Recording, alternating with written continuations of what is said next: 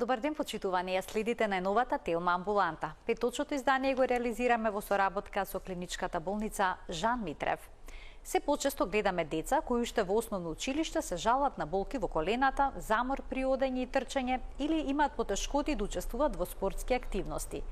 Колку вишок од килограми го оптоварува системот за движење во период кога телото се уште расте и се развива.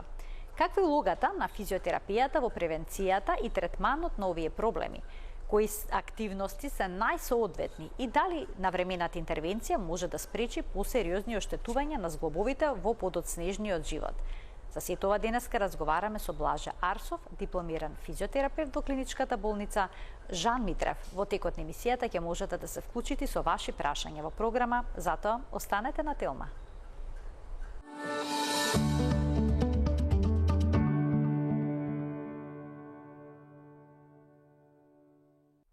За улогата на физиотерапијата кај лицата со зголемена телесна тежина, пред се кај децата и адолесцентите, денеска зборуваме со Блаже Арсов, дипломиран физиотерапевт во клиничката болница Жан Митрев. Блаже, добре ни дојдовте повторно во Телма амбуланта. Добар ден. Добар ден, ви благодарам на поканата. Се почесте проблемот со дебелина кај децата и адолесцентите, за жал. Па кога се вели дека едно дете има прекумерна телесна тежина, односно дебелина? Знаете, порано се радувавме кога ќе видиме дете кое што е ухрането, полничко, и тоа беше еден статус на здраво дете, нели? Но сепак со текот на годините увидовме дека и премногу ухранетите деца сносат последици врз на своето здравје заради тоа што не можат да се дружат со своите врсници исто како што било и претходно. Така да, тоа е една тема на која што мислам дека е време да се отвори и се отвара се почесто. Веќе не можеме да ги игнорираме овие проблеми, бидејќи сега се почесто ни е пред очи ни се децата да ги видиме дека се всушност со намалена физичка активност, деца кои што се постојано на телефоните, на социјални мрежи, не знам, деца кои што се пред компјутери, пред телевизори, кои што не трчаат, не играат, не излегуваат, кои што ги нема детските игри како порано кога ние растевме. Игралиштата понекогаш се празни. Така да се појавија веќе оние деца кои што за жал се обезни или се дебели.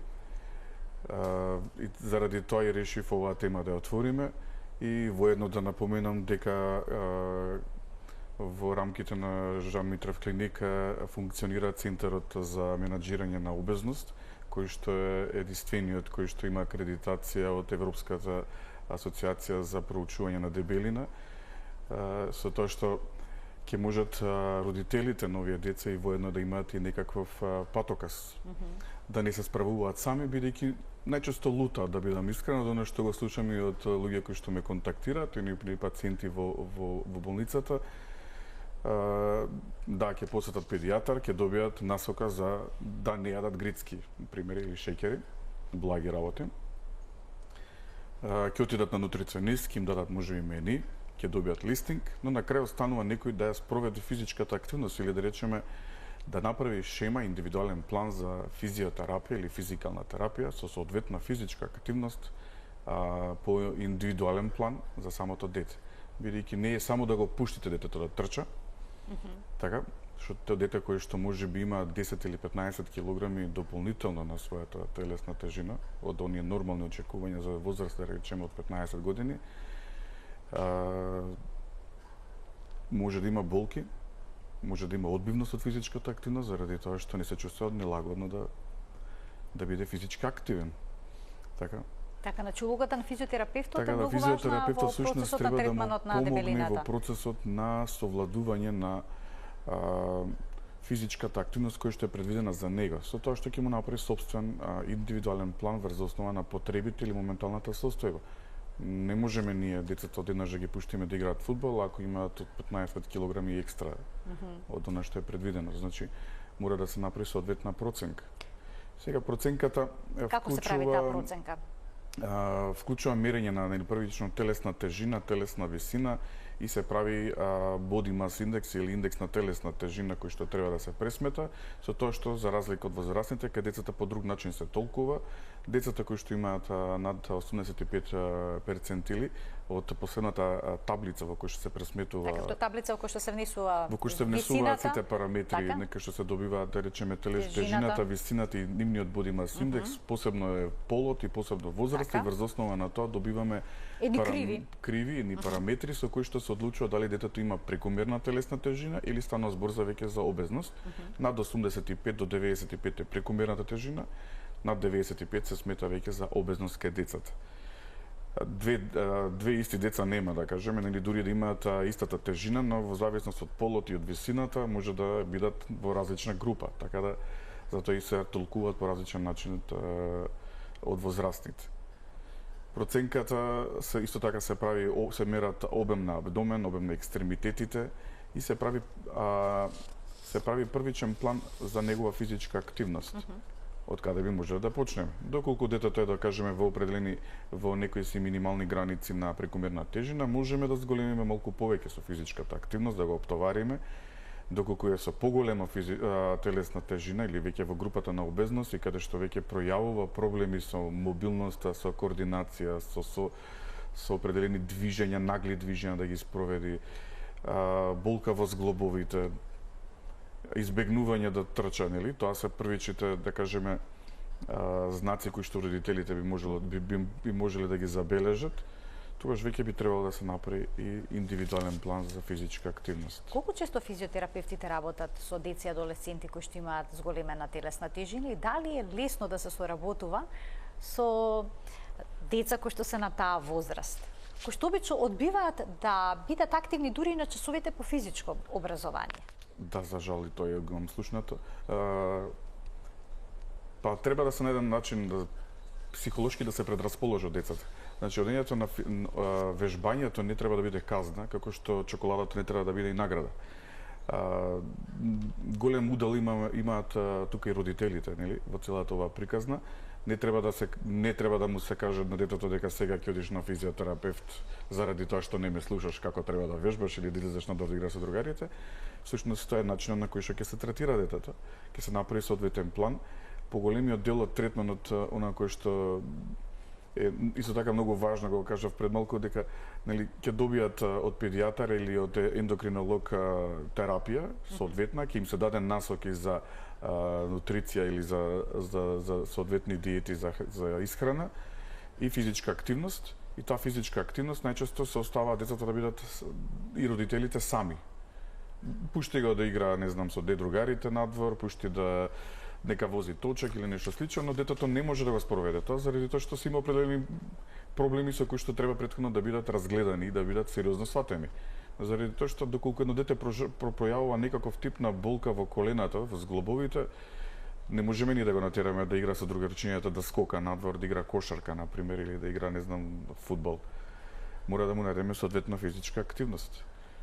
Да го упатиме на друг тип на вежби. Можеби нема да биде, можеби нема да прави групни вежби со другарите веднаш, но ќе почне да работи со физиотерапевт. Првично мора да ги раздвижиме зглобовите, да направиме соодветни стегнувања на мускулите, да видиме каде е проблемот во кои зглобови најчесто се жали.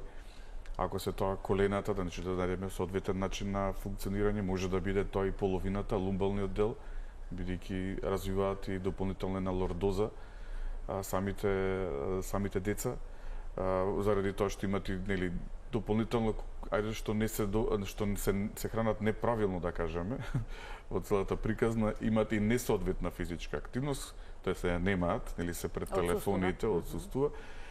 Во исто време имаат и проблеми со држењето на телото, нарушениот стоечки став, почнуваат искривувањата на рбетот.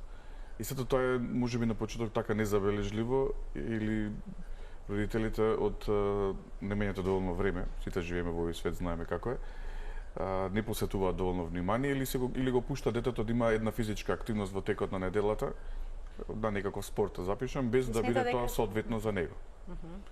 И најчесто и јас сум имал такви ситуации и примери кои што децата, например, не сакаат да играат фудбал.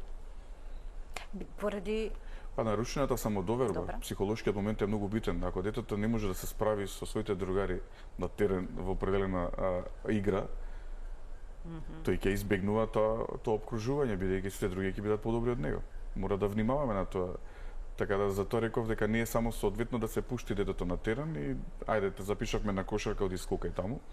Туку треба промислено. Треба промислено и треба соодветно. Заради тој затоа всушност тој всушност е улогата на физиотерапевтот. После мултидисциплинарниот пристап е многу важен во оваа приказна. Не секогаш терапијата која што ќе добиете од ендокринолог е доволна. Скоро никогаш, да бидем искрени. Значи, без разлика дали станува збор за третирање на дебелината, морате да имате и соодветен начин на исхрана. Сите се обидуваат некако да е прескок над физичката активност во овој процес. Ако може по скратен пат да се постигнат посакуваните резултати. Но очигледно тоа баш и не е возможно. Многу често кажам, не е доволно и да не јадете. Мора и да мрднете, нели? Мора и да се раздвижите, морате да правите некоја да имате соодветна физичка активност. Порано тоа беше многу поедноставно, не знам, таков беше можеби системот во кој што се функционираше, се возеа велосипеди, игравме пред зграда и можеби немавме моментот да видиме некоја си обезно дете кој се справува со некоја дебелина, но сега веќе се почесто е. Статистиките покажуваат дека според Светската здравствена организација и Институтот за јавно здравје кој што го имаат направено како истражување од 2020-2025, последните податоци дека 32% од децата на 6 до 9 годишна возраст имаат прекомерна тежина, 14% имаат обезност, тоа е над европскиот просек, така да тоа е нешто кое што треба да се превземе нешто. Каква физичка активност се советува за децата кои што имаат прекомерна телесна тежина? Каква спортска активност сакав да прашам? Еве споменавте не мора да биде спортска активност. Рековме децата кои што имаат пливање на пливањето е најбезбедниот начин заради децата кои што се веќе обезни, кои што се справуваат со проблемите од тежината, зборам за деца кои што имаат можеби по 10, 15, 20 килограми дополнително од предвидената дневна, да кажам, тежина за таа возраст.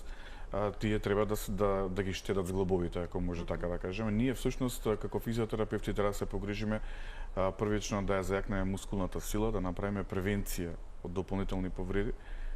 Воопшто за да можеме тоа дете, нели, да го пуштиме во дополнителните спортски активности. Така да може да им дадеме после направената проценка да им се даде соодветна насока, например, за спроведување на пливање.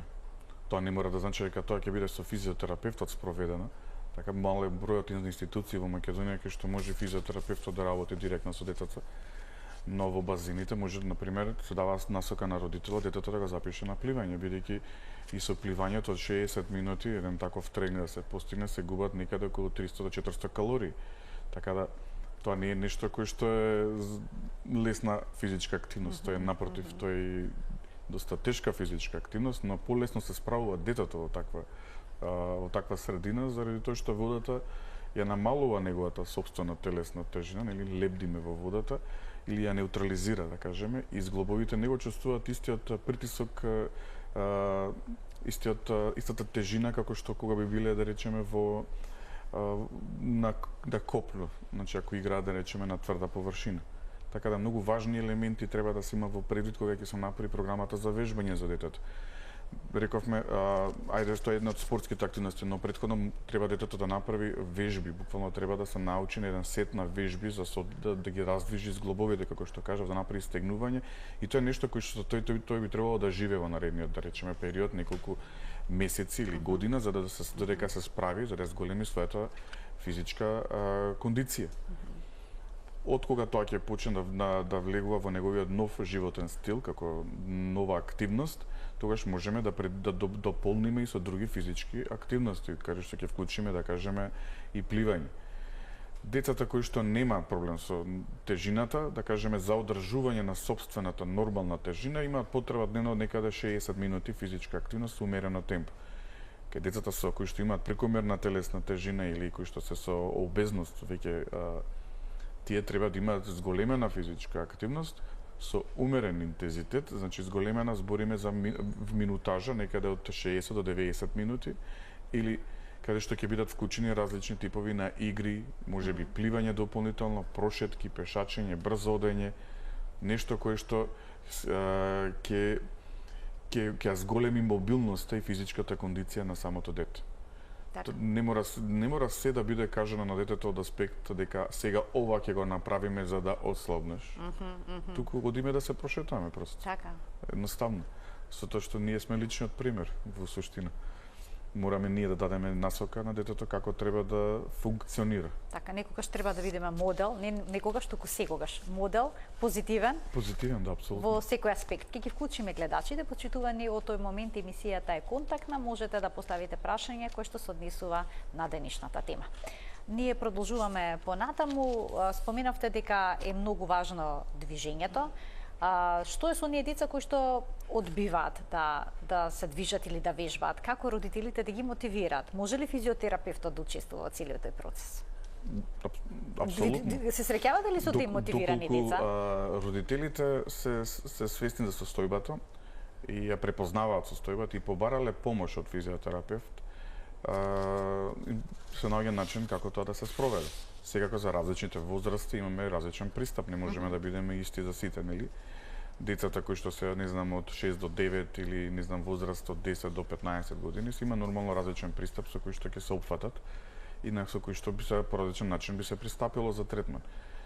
Тие нема да имаат проблем, бидејќи всушност физиотерапевтот можеби ќе го направи првично проценката, ќе направи насока, ќе даде насока на родителот, кои се евентуално неговите потребни активности, дневни активности да ги спроведува. Ќе му направи сет со вежби кои што заедно ќе го спроведат. Сето тоа оди преку игра. Јас сега го објаснувам, може би изгледа вака малце чудно за гледачите, нели најчесто физиотерапевти во Македонија не се разбират, не се сватени како специјалисти за ваков тип на проблеми, за жал. Но кај оние свесни родители кои што знаат каде треба да побараат помош, добиваат и соодветен пристап.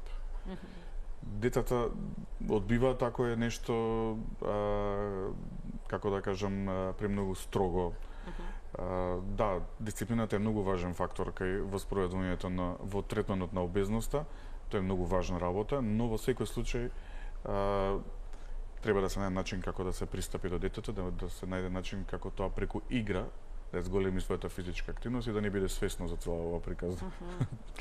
Ненаметливо всушност да му се наметнат одредени физички нови животни навики. Да, нови животни навики, така. Кои зглобови обично страдаат кај децата поради зголемена телесна тежина и дали нивните коски зглобови се всушност почувствителни на дополнително оптоварување во споредба со возрастните? Најчесто страдаат по некој редослед колкови, колена, скочен зглоб, стопалата и лумбална регија, значи ребетот. Да, почувствителни се, бидејќи се во процес на раст. Така да секоја животна, да кажеме, навика, лоша животна навика, стекната, да речеме, лошо држење на телото, нормално дека тоа подоцна ќе покаже резултати после извесен период, може нема да биде, ќе се справува детето можеби во наредните 10-15 години, но на возраст од 35-40 ќе ги почувствува првите проблеми, да кажеме, во лумбална регија или во проблемите со коленот. Се зависи од тоа со каков тип на обезност разговараме, дали тоа се некоја тежина која што е, да речеме, плюс 15, плюс 20, плюс 25 килограми дополнително, сите тие целата таа тежина прави оштетување. Ние знаеме дека зглобовите се составени, нели, од различни, да речеме, и коскини структури, имаме лигаменти, имаме тука менискуси, да кажеме, на колената, така да таа тежина, да кажеме, од дете кој што треба да има 50 кила, има 70, тие при нормално стоење тој држи, тоа колено издржува 70 кила, но при неговото движење, при евентуален скок, тоа се зголемува на 3 пута 3 или пута 4, така да тие меки ткива или структури во колената, да кажем, или во скочниот зглоб, или во самиот трбет помеѓу пршлените, секако дека ќе има таков тип кумулативен притисок, значи од тежината кој што ја носиме или кој што носи детето, и ќе настанат некакви промени кои што можеби во почетокот реков како дете, нели како млад може нема да се забележат толку многу и можеби полесно ќе се справи, но ќе останат промени кои што ќе не стигнат. Така. После известен период, значи како и да е, ќе не стигнат, така да дали тоа ќе биде на возраст како што реков од 35 и 40, и намерно ги кажам овие возрасти бидејќи друго е да имаме ние, ајде да кажем, лумбоишиалгија во период на возраст од 60, 65, кога реално можеби имаме и помала физичка активност, така. Гонартроза се појавила можеби на 60 и на 65, горе-долу чекуван период за некакви дегенеративни промени на зглобовите, нели артритни, но нешто кое ќе се случи на 35 и 40 треба да се замислиме дали тоа е примарната диагноза или секундарната, зашто всушност можеби нешто почнало и претходно. Заради тоа и всушност разговараме денеска за обезност кај деца да направиме промена во свеста, дека не е тоа многу далеку од сега. Дете на 15 години, можеби за 20 години од сега да се справи, да се соочи со проблем кој што во моментов не го гледа како проблем. Но ќе се јави со сигурност. Апсолутно, тогаш веќе се менуваат сите моменти, да кажеме. Ние сега зборуваме само за мускулно-скелетниот систем, но да спомнеме дека всушност не се само проблемите со мускулно-скелетниот систем, тука збориме здравје. Сега зборуваме од аспект на физиотерапија. Како аспект на физиотерапија може да збориме и за проблемите со кардиоваскуларниот систем, кои што настанува, така, намалената физичка кондиција, нели сето тоа е. Така, поврзано е. Знаете, процентот на масти кој ќе се зголеми во телото доаѓа до запушување на определени крвни садови, кои што понатоа нарушуваат целата функција на целиот тој кардиоваскуларен систем. Треба да се има во поголемата слика. Во аспект на тоа што ме прашавте претходно, дали почесто физиотерапевтите работат со деца кои што се со зголемена телесна тежина, да, работат, но доаѓаат како со секундарна диагноза, например, доаѓаат со болки во колената или искривување на ребетот. Всушност примарната диагноза е обезност и всушност треба да се почне од редукција на телесна тежина. Да, ние ќе го решиме локално проблем, може ќе намалиме болката, ќе спроведеме соодветни физиотерапевски техники, дали е кај дете, дали е кај адолесцент или кај возрастни, ќе намалиме болката, нели? Ќе најдеме начин да го зголемиме. Но тоа е, да кажам, решение за овој проблем, за проблемот кој што е реален. Всушност треба да најдеме друго решение, значи треба да се насочиме и на примарниот и на секундарниот, зашто ќе настанат дополнителни проблеми, а пациентот ќе биде редовен и ќе биде незадоволен. Така, нели, болките во коленото се повторуваат и најчесто е така, за жал, кај нас, ќе кажем општо во Македонија, нашите пациенти, малку постарите генерации, почесто одат на масажа, одат на електротерапија, но не одат да вежбат. Очекуваат дека со третманите што ќе ги добијат кај физиотерапевтот треба да се реши проблемот. Значи, движењето не можеме да го замениме со ниту еден друг медикамент. Но знаете каква филозофија тука владе, дека не се движат за да ги зачуваат колената, дека така ги штедат. Магичен круг. Или еден таков круг во кој што се вртиме и кој што на крај колената нема воопшто да функционираат. И нема да можеме да се движиме. И квалитетот на животот ќе биде комплетно нарушен. Така да голема е сликата, да кажам, на кој што треба да се гледа и да треба да се размислува и мораме да влијаеме врз нашите нови генерации во Македонија, да тој животен стил да биде комплетно променет, зашто штом почнува да се појавуваат деца со обезност во 5-то, 6-то, 7-то одделение, 8-то, тоа е веќе сериозен проблем за размислување. Може ли да се направи нешто доколку се јават рамни стапала како последица на дебелината? Има ли некакви вежби кои што би го решиле проблемот? Апсолутно има вежби за рамните стопала, значи тогаш и најчесто ги гледаме децата, тоа се, да кажам, неколку сегменти кога ќе се појави дете кај физиотерапевт, кога родителот ќе побара проблем зашто го болат ноџињата. Нели, треба да се има во предвид тоа дека, значи да, ќе ги работиме ние стопалата, ќе се направат соодветни вежби, се има вежби, сет за вежби за рамни стопала кои што се третираат децата. Ќе се идејата да го зголеме физичката активност, ќе се даде можеби малку повеќе насока на самите стопала да се истретираат, но мора да напоменам, јас буквално секој пат кај моите пациенти во едно од насоките во третманот е редукција на телесна тежина. Консултација со нутриционист, Значи мораме да се координираме, не сум јас најважниот во третманот, како што не е најважниот во третманот и нутриционистот и ендокринологот. Сите ние го правиме пристапот во третманот на пациентот. Така. Треба повеќе фактори да бидат задоволени за да се постигнат резултати. Ќе ги вклучиме гледачите. Добар ден за првиот во денешната Телма амбуланта. Добар ден, господја Марија. Добар ден, повелете. И јас сум Марија. Баш ми е драго. И ве следам преку телефон, како што е редот. Поздрав за докторот и не провоцира, бидејќи овдека се работи за детска дебелина и што се случува со колен дама. Јас имам едно, да речам, вонедно, не се актуелно, ама вонедно е прашање, во визави вашева тема. Доктор, бидејќи се работи за физиотерапеут, јас сум секогаш згрозена од тоа децата колку тешко се оптоварени со тие, оти се работи за кичма со тие ранците. Па тоа е нешто страшно тешко. Значи, за нас е тешко. Имам ја внука од 8,5 години, кој ќе го фадам рането за нашкова, јас за вистина се згрозувам и сакам ја да и го носам, ама они се навикнати. И со тоа, значи, многу треба да се направи некоја акција, или што да речам, и сум читала да ви кажам, докторе, за во Русија, децата во Русија, нашково, школските деца, мали, големи, било кој, значи има доктор специјално што кажува колку да биде пон ранецот, колку тетрадки. Вие знаете по колку, по 300 страни има трето деление учебник по математика, по македонски 300 страни, ами не е еден предмет. Тетрадки плюс домашно школско, тоа е страшно нешто. Ви кажа, веди сум читала, може би и вие, нели тоа општо познато е, дека докторот одредува која тежина да биде, каков ранецот да биде. Значи, воопшто да не биде терет на кичмата. Најважна е кичмата. Јас сум 70 години, кичмата, секогаш страдаме од кичмата, од различни причини, нели се тоа. И тоа што го кажавте, го поддржувам што кажавте, дека движењето е пред лековите, пред таблетите. Значи, движењето е прво, па после се друго. Многу ме поздравувам и баш би сакала да има нешто да се направи за децата да не носат толку книги. Или таму да стојат нешто.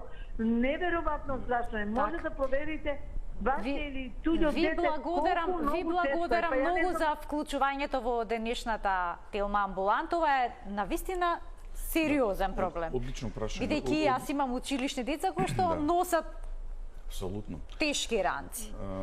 Само првим да кажам дека јас сум дипломиран физиотерапевт, не сум доктор, да не бидам погрешно разбран.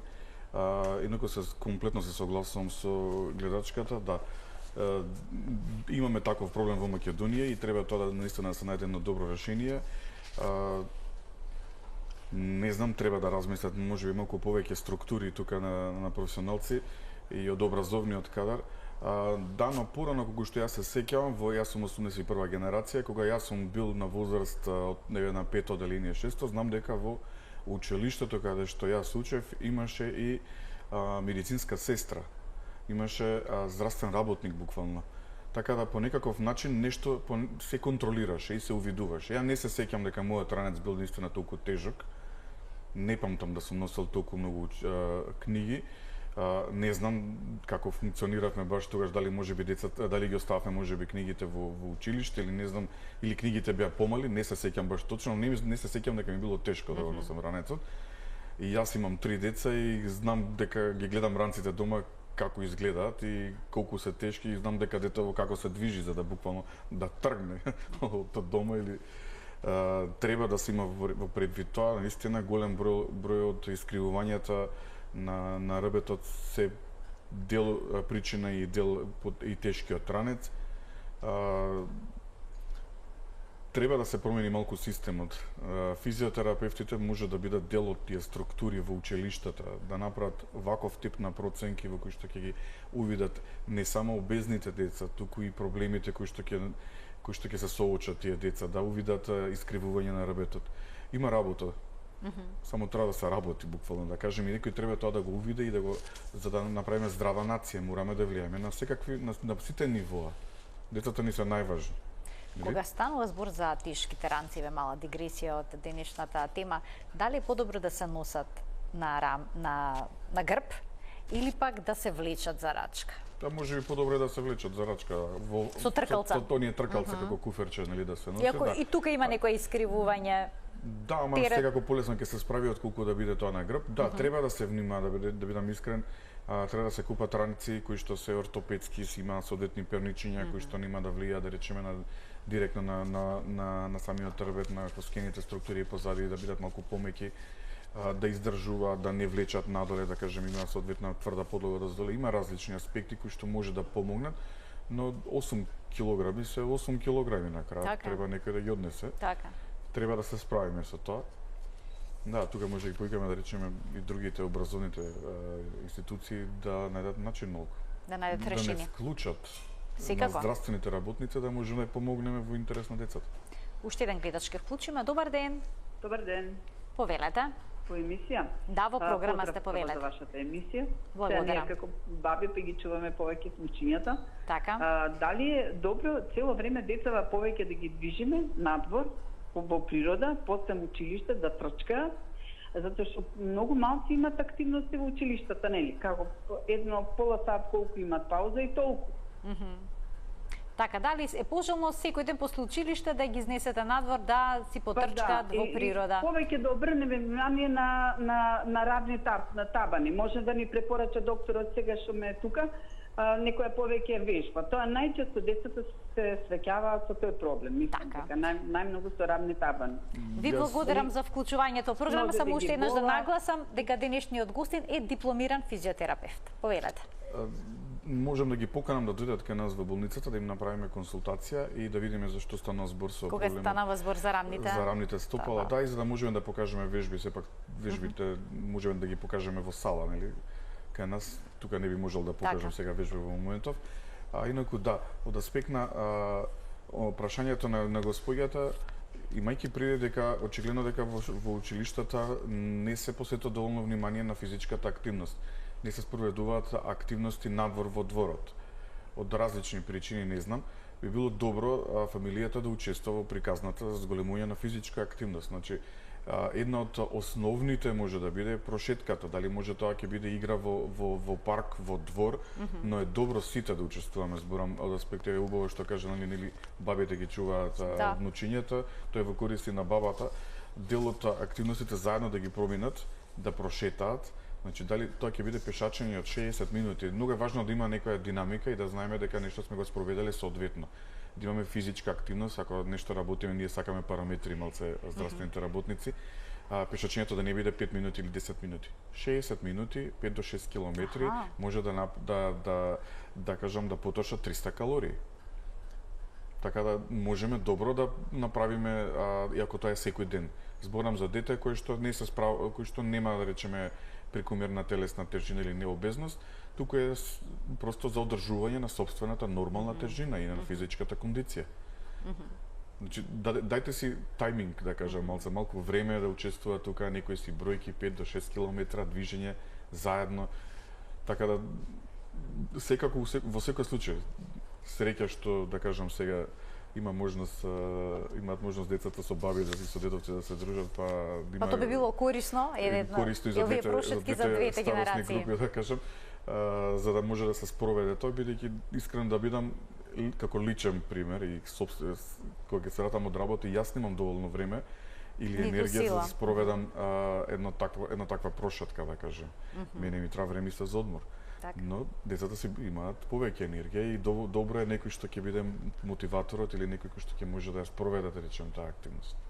Како побрзо се губат килограмите? Дали со интензивен тренинг или пак со една постепена активност? Најчесто со интензивен, но мора да се внимава, како што рековме, за деца кои што имаат некакви веќе проблеми со зглобовите кои што пријавиле болка, дали се колена, рамни стопала или болки во половината, тогаш ќе се деси умерен ритм, умерен интензитет на спроведување на вежби, кои што наместо да биде 60 минути ќе го зголемите на 90 минути, или доколку има можност и учествуваат и другите во, да кажеме, и родителите, тогаш тоа може да биде на заедничка, да кажам, една заедничка дружба од 120 минути, една прошетка, тоа може да биде играње со топка без некој посебен интензитет, значи не е важно кој ќе победи. Така да мора да се најде соодветен начин да се проценат првин децата, дали се во која група се и дали ќе направиме штета дополнително, реков. Не е само да го пуштиме да игра да трча, нели? Ако има дополнително 50 килограми, дополнително 15 килограми, тогаш тоа ќе му пречи за да спроведе било каква физичка активност и ќе избегнува, нормално ќе сака да седне на страна. Така. Значи треба постепено воведување на физичка активност која што е соодветна за детето. Мојата препорака да се почне првин со пешачење, со брзо одење. Во меѓувреме може да се вклучи и пливање во текот на неделата, дополнително возење велосипед. Зборам за активности кои што би требало да бидат барем околу 60 минути во текот на денот. Не сите во истиот ден. Ги распоредуваме, нели, на 5 до 7 дена, за да може тоа дете да стекне на животна навика за редовна физичка активност. Буквално организмот ќе му го побара тоа следниот ден, нели? После и самите знаме кога одиме да вежбаме, после месец дена вежбање, кога ќе се задеме на рутина на организмот. Имаме потреба за тоа. Веќе имаме потреба да вежбаме. Тоа истото се случува и кај децата, затоа можеме да направиме селекција, да кажеме, доколку детето има обезност, се справува со дебелината и е проблем тоа, родителот го увидел, може да почне по еден ваков тек. Пешачење заедно, брзодење, зголемување, речеме малце на темпото, да се запише во клуб за пливање, значи доди на пливање еднаш неделно, 60 минути да се спроведува, да вози велосипед, повторно се враќа на прошетките и значи сето тоа додека не се стекне на навика од прилика 120 минути, кои што нема да му прават дополнително проблем на детето за да се активира. Од кога ќе почнеме веќе да ја зајакнуваме мускулатурата, значи мускулите околу коленото да бидат стабилни, силни, да може да се справат, да исчезне болката, да кажеме, да се справат со некакви нагли движења, тогаш можеме да го вклучиме детето во некои поинтензивни игри.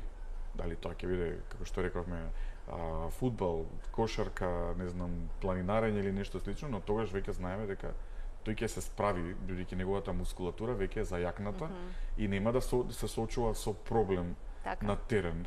Ќе има и малку поголема самодоверба. Не е во ред да го, како што кажав, да го пуштиме да игра фудбал, и мотивацијата да му субие и толку ќе биде. Тој може да биде добар фудбалер после извесно време, од каде знаеме ние каде. Но можеби никош веќе нема да сака да се приближи до теренот. Ако почувствува, нели, фрустрација, нарушена самодоверба, децата денесно знаат да спроведуваат и мобинг, нели? Да, булингот е тука. Булингот, така да треба да се има, сето тоа мора да се има во предвид и да се најде соодветна физичка активност. И преку игра да се посвети внимание, секако родителите се многу голем фактор.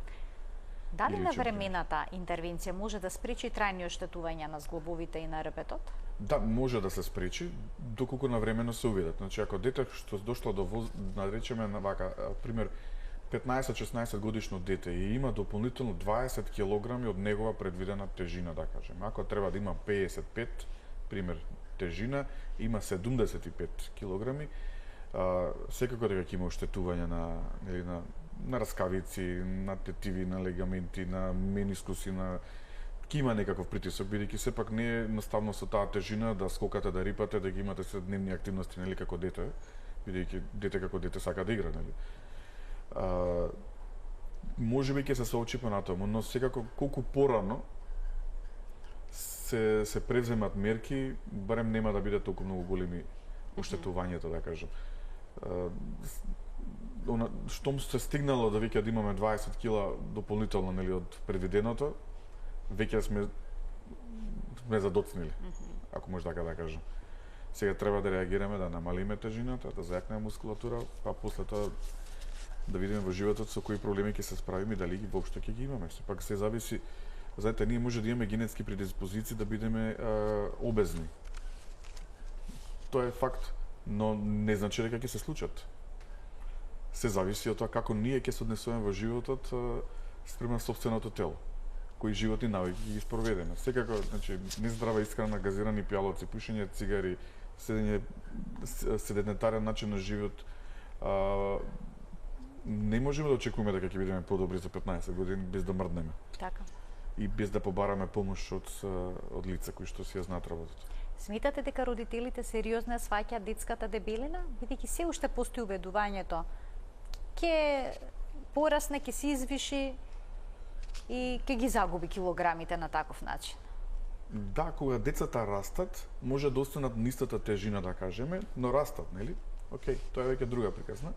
И да, можеби тука до тој до само ќе се сложам, но не се сложам кога ќе видам мајка во парк на своето дете кој ќе му даде, не знам, кока-кола и чоколадо.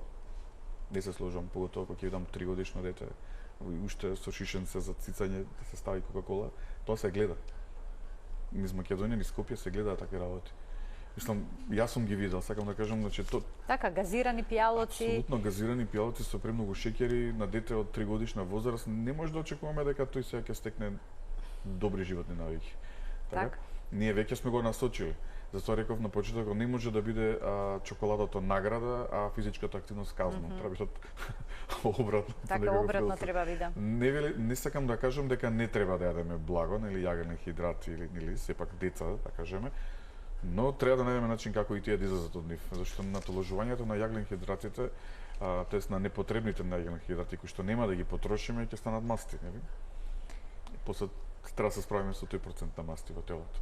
Имате ли информација колкав дел од возрастните лица што доаѓаат на физиотерапија за болки во колената, со гонартроза, со некои болки во тетивите и слично? Кога растат најчесто имаат проблеми во колената, тогаш има еден синдром кој се појавува Озбург-Шлатер синдром кој што нели тегне малце коската. А во текот на растот се јавуваат болки на раст. Се знае да се појават тоа, но замислете во една таква ситуација кога дополнително има уште 10-15 килограми, па дополнително телото треба нели да се истекне за да порасне.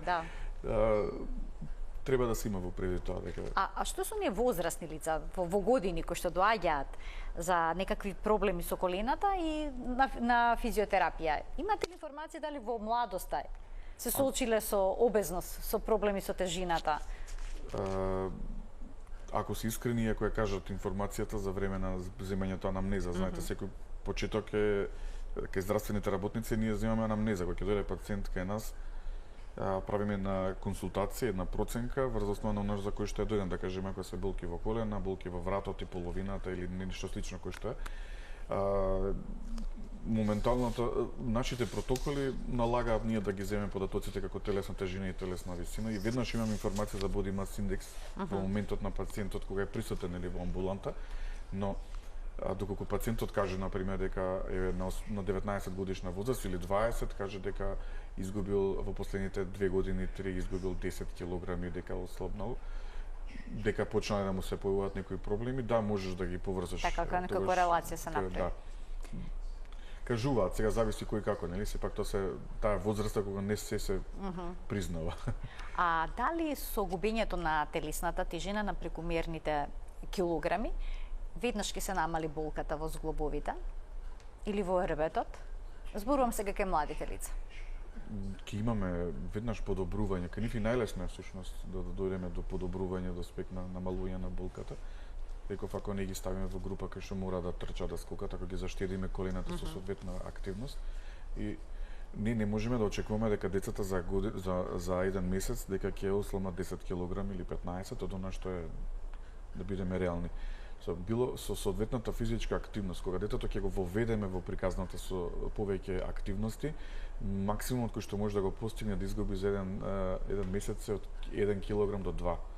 Не можеме ние да очекуваме дека тоа дете ќе ослабне за 2 месеци. Така, постепено тоа да оди. Значи, тоа е долг период, заради тоа можеби вака звучи малку збунувачки за сите, не е нешто кој што ќе направи одма, значи не е таблета кој што треба да се испе. Физичката активност не може да се замени и за жал или за среќа, не знам, тоа трае како третман.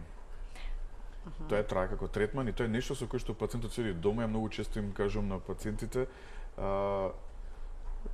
вежбите никој пат не ги зимам со мене. Кога ќе напуштите ординацијата, вежбите се ваши, може да си ги однесете дома. Да, тоа значи дека одговорноста за сопственото здравје е на тој кој што има потреба во моментот. Апсолутно, ние ги учиме како да спроведуваат вежби, може да работиме заедно 5, 10, 15 дена да направи една навика за спроведување на вежби, но тој мора да спроведува и дома. Значи, таа е навиката што треба да ја пренесеме на пациентот, на детето, за дома тој да има потреба да спроведува вежби, да работи. А дали со физичка активност, без промена на начинот на исхрана, може да се очекуваат резултати? За жал не. Мислам, Да, физичката активност бидејќи некој ќе се убеди да биде физички активен, но се случува да не може да се откажат од своето мени. Нема да може да се добиете соодветни резултати, така ќе се изразам, да бидам искрен. Може нема да стигне до нивото да биде ајде да кажеме просечно некаде 72-3 килограми за 35-6 годишен маж кој што е 1,70 м, вака прилика, кој што би било идеално за речеме како тежина, може и нема да стигне до таа тежина, може ќе биде нешто 82-3, ќе биде можеби нешто на граница или 85, но ќе мора да внима и на исхраната. Така, промена на животен стил за тоа се вели. Многу важно да се направи тој мултидисциплинарен пристап во третманот, заради тоа што не значи дека тој нема да јаде, без разлика на која возраст, нели, можеби, со соодветен програм од нутриционист создаден, тој ќе си биде доволно заситен да нема потреба да јаде други работи кои што се нездрави во моментот. Значи тоа се, да кажем, советите од страна на нутриционистот, или не треба да се јаде малце покасно, не знам, таму после 18 часот, да се внесуваат дополнително, не знам, јаглен хидрати, најчесто, нели, чоколадо, чипс или нешто слично. Тоа се работите кои што всушност не вртат еден магичен круг, нели? Сепак, многу е важен пристапот на нутриционистот во оваа приказна. Така. Да добиеме соодветни резултати. Јас ви благодарам многу за вашето денешно гостување во Телма амбуланта. Навистина една интересна тема. Офативме еден аспект од процесот на губењето на килограмите за кој што ретко се размислува, но е исклучително важна алка во целиот овој синџир, кој што води до успех. Јас би сакал само да додадам дека луѓето треба да бидат свесни дека без физичка активност не може да ослабнат, без разлика на што и да примат и какви тип на медикаменти и колку и да не јадат, мора да имаат соодветна физичка активност. Тоа е многу важен елемент. Важно да побарат мислење од специјалисти и за да може полесно да се справат со проблемот. И мене ми е мило што разговаравме денеска на оваа тема, заради тоа што сметам дека по некој пат работите ги оставаме нели под тепих. За да отвориме малце. Точно е дека во последните неколку години во Македонија помладата популација, зборам за некои си од 20 до 35-40, веќе почна почесто да одат во салите за вежбање, нели? Тоа е наистина многу добра работа и веќе еден добар тренд, но се уште имаме, штом ни се појавуваат деца во 5-6 години, имаме нешто со кој што треба да се интервенира и се промени. Да, интервенираме, така да се надам дека ќе ни разберат пораката гледачите. Сигурна сум во тоа. Ви благодарам уште еднаш за гостувањето, а јас им се заблагодарам и на гледачите што беа заедно со нас и денеска. Почитувани, ви посакувам пријатен ден.